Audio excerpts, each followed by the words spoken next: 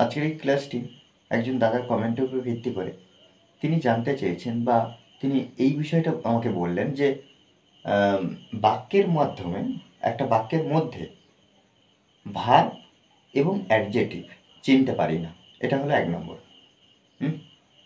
আর 2 নম্বর বিষয় কি, যে বি ভার্বের পরে কখন অ্যাডজেক্টিভ আর কখন ভার্ব ব্যবহার করা হয়, এই বিষয়টা নিয়ে আজকে আলোচনা। দেখো কি বললাম বিষয়টা, যে বি ভার্বের পরে কখন অ্যাডজেক্টিভ আর বি ভার্বের পরে কখন ভার্ব বসবে, এই বিষয়টা। দেখো সাধারণত দেখো আমাদের আগে জানতে হবে কি, বি ভার্ব যেটা আমরা হেল্পিং ভার্ব বলি। দেখো টোটাল একটু বিষয় একটু দেখো, টোটাল যে হেল্পিং ভার্ব 24টা helping verb, am is are, was were, have, has, had, shall, will, should, would, can, could, may, might, must, ought to, need, dare, এই যে 24টা হেল্পিং ভার্ব আছে। কিন্তু আমাদের এখানে আলোচনার বিষয় কি, বি ভার্ব, বি ভার্বের পরে আমরা কখন অ্যাডজেক্টিভ ব্যবহার করব, কখন বা অ্যাডজেক্টিভ ব্যবহার করলে বা ভার্ব ব্যবহার করলে চিনব কী করে, এটাই প্রশ্ন। তাহলে দেখো বি ভার্ব বলতে এখানে দেখো আমরা অ্যাম, ইজ, আর ওয়াচ আর ওয়্যার, দেখো এটা মূলত এই তিনটি আমাদের এটা বি ভার্ব। হেল্পিং ভার্বের মধ্যে যতগুলো এই যে 24টা হেল্পিং ভার্ব আছে, এর মধ্যে দেখো be verb am, is, are, was, are, have verb have, has, had, do verb do, does, did, এইরকমভাবে ভাগ আছে। কিন্তু আমাদের বি ভার্ব কটা? 5টি। দেখো এখানে কি ভার্ব বা ক্রিয়া, অ্যাডজেক্টিভ বা বিশেষণ আলাদা করার সহজ উপায়, আচ্ছা 2বার লেখা হয়ে গেছে, এটা আমরা কেটে দিলাম। বি ভার্বের পরে মেন ভার্ব, বি ভার্বের পরে মেন ভার্ব বসে দুভাবে বসে, একটা প্রেজেন্ট পার্টিসিপল হিসাবে আর একটা পাস্ট পার্টিসিপল হিসাবে। প্রেজেন্ট পার্টিসিপল বলতে কি, ভার্বের সঙ্গে আইএনজি যুক্ত করা, যেটা আমরা V4 বলি। দেখো V4 বলি, ভার্বের সঙ্গে আইএনজি ফর্ম হলো V4। যেমন এখানে আমরা বলতে পারি হি ইজ রিডিং। দেখো হি ইজ রিডিং, সে বই পড়ছে। দেখো এটা আবার প্রেজেন্ট কন্টিনিউয়াস টেন্সে আমরা দেখি, হি ইজ রিডিং, এই যে রিড তারপরে আইএনজি, রিডিং ভার্বের সঙ্গে আইএনজি যুক্ত হচ্ছে। আর পাস্ট পার্টিসিপলটা কি, পাস্ট পার্টিসিপল হলো শুধুমাত্র ভার্বের সঙ্গে, অর্থাৎ ভার্ব V3, তাহলে এখানে দেখো ভার্বের সঙ্গে আইএনজি যুক্ত আছে, ভার্বের সঙ্গে আইএনজি, তাহলে এটা কি লিখতে পারি না, প্রেজেন্ট পার্টিসিপল। ওকে, প্রেজেন্ট পার্টিসিপল। তাহলে হি ইজ রিডিং বা he is running, he was running, এমনভাবে ব্যবহার করতে পারি।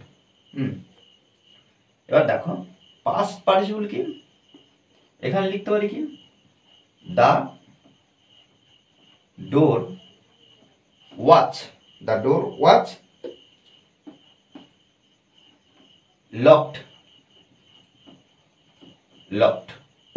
The door watch locked. দেখো এখানে এটা বি ভার্ব, এটা কি বি ভার্ব, আর এটাও বি ভার্ব, বি ভার্বের পরে প্রেজেন্ট পার্টিসিপল, আর এখানে দেখো বি ভার্বের পরে পাস্ট পার্টিসিপল V3। V3 সব সময় এটা আমাদেরকে মনে রাখতে হবে, যে এই যে দুটো পজিশন আমরা ভার্ব দেখতে পাই কখন না, বি ভার্বের পরে, অ্যামিজারের পরে ভার্বের সঙ্গে আইএনজি, আর এখানে ওয়াজার। আর এই যে যখন ওয়াজারের পরে যখন এই যে V3 বসবে, তখন আমাদের এটা মনে রাখতে হবে V3, ওয়াজারের পরে V3 মানে, ওয়াজারের পরে V3 বা অ্যামিজারের পরে V3 বসা মানে প্যাসিভ ভয়েসে হয়ে যাবে, প্যাসিভ ভয়েসে হয়ে যাবে, অর্থাৎ কি বাক্যটি কর্মবাচ্য হয়ে যাবে। দেখো সাধারণত সাবজেক্ট যে বাক্যের মধ্যে বসে সে নিজে কাজ করে, কিন্তু এখানে দেখো যখন প্যাসিভ হয়ে যাবে কর্মবাচ্য, অর্থাৎ সেই সাবজেক্ট নিজে কাজ করতে পারে। The door was locked, the door was locked, দরজাটি এখানে বন্ধ ছিল, এ কিন্তু একা একা বন্ধ হয়ে যায়নি, তাই এখানে প্যাসিভ হয়েছে। আর এখানে দেখো বি ভার্বের পরে অ্যাডজেটিভ বসবে কখন না, যখন বি ভার্বের পর যদি অ্যাডজেটিভ থাকে বিষয়ের অবস্থা বা গুণ প্রকাশ করলে আমরা বুঝবো যে বি ভার্বের পরে অ্যাডজেটিভ আছে। তাহলে দেখো বিষয়ের অবস্থা বোঝাবে আবার গুণ প্রকাশ বোঝাবে। বিষয়ের অবস্থা আর গুণ প্রকাশ। দেখো হি ইজ, সে হয়, কি হয়, তাহলে এখানে দেখো হি ইজ আমরা হ্যাপি ব্যবহার করতে পারি, he is happy, he is happy, সে হয় সুখী। এই যে দেখো বিষয়ের অবস্থা বা গুণ প্রকাশ, দেখো এটা কিন্তু অ্যাকচুয়ালি তার অবস্থা বোঝাচ্ছে। কার অবস্থা? সাবজেক্টের, সাবজেক্ট এর অবস্থা, সাবজেক্টের অবস্থা বোঝাচ্ছে। সেক্ষেত্রে কিন্তু আমরা এখানে কি করতে পারি না, অ্যাডজেটিভ হিসেবে ধরতে পারি। আর এখানে দেখো দ্য ওয়েদার ওয়াজ, দ্য আবহাওয়া ছিল কি cold, the weather was cold, ঠান্ডা ছিল।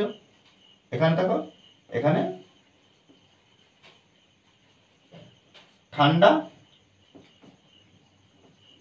ঠান্ডা ছিল, দ্য ওয়েদার ওয়াজ কোল্ড, আবহাওয়া ঠান্ডা ছিল।